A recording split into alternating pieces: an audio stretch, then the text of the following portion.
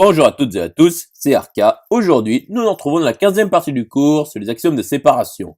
Donc aujourd'hui, nous allons nous intéresser à l'espace normal. Rentrons alors dans le vif du sujet. Donc, soit ET, un espace topologique avec E non vide. Donc ET est normal si et seulement si ET vérifie T4 et T2. Donc démontrons que T4 et T2 est équivalent à T4 et T1. Donc voyons l'application directe. Donc nous savons que T2 implique T1. Donc forcément, T4 et T2 impliquent T4 et T1. Voyons alors l'application réciproque. Donc T4 et T1 impliquent T2. Il s'agit d'une démonstration précédente.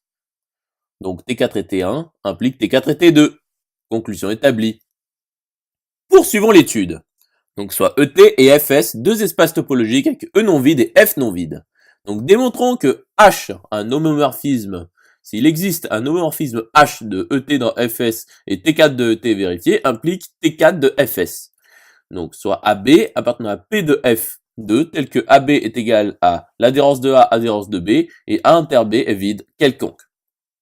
Donc, l'image réciproque de A par H inter l'image réciproque de B par H, nous pouvons également dire H-1 de A inter H-1 de B, car la bijection réciproque existe, est égal à H-1 de A inter B, qui est égal à H-1 de l'ensemble vide, qui est égal à l'ensemble vide. Et H-1 de A, H-1 de B est égal à l'adhérence de H-1 de A, adhérence de H-1 de B. Et donc, il existe OO' appartenant à T2, tel que O inter O' est vide, et H-1 de A est inclus dans O, et H-1 de B est inclus dans O'. Donc, H de O inter H de O' est égal à H de O inter O', qui est égal également à l'ensemble vide. Et A est égal à H de H-1 de A, qui est inclus dans H de O, qui appartient à S, car H est un homomorphisme. Donc, il s'agit d'une application ouverte. Et de même, B est égal à H de H-1 de B, qui est inclus dans H de O', qui appartient à S. Donc, T4 de Fs est vérifié. Conclusion établie. Continuons l'étude. Donc, soit ET, un espace topologique avec E non vide. Donc, démontrons que E appartient à P comprendre de E implique que T4 et T2 est vérifié. Donc, T2 est vérifié car E appartient à P comprendre de E, et donc P comprendre de E est non vide. Donc soit F une partie de E telle que F est égal à son adhérence quelconque. Donc F appartient à P comprendre de E car F est fermé. Donc soit O appartenant à T tel que F est inclus dans O quelconque. Donc nous avons également T3 d'après la démonstration du cours précédent. Poursuivons la démonstration. Donc soit X appartenant à F quelconque. Donc ici nous supposons F non vide car lorsque F est vide, la propriété est triviale. Donc X appartient à O. Or, T3 est vérifié. Donc il existe un voisinage V de X tel que l'adhérence de V est inclus dans O. Donc il existe U appartenant à T tel que X appartient à U qui est inclus dans l'adhérence de U qui est inclus dans O. Nous pouvons alors constituer une famille UX pour X appartenant à F appartenant à T puissance F tel que, pour tout X de F, X appartient à U de X qui est inclus dans l'adhérence de U de X qui est inclus dans O. Donc F est inclus dans l'union pour X appartenant à F des U de X qui est inclus dans l'union pour X appartenant à F des adhérences de U de X qui est inclus dans O.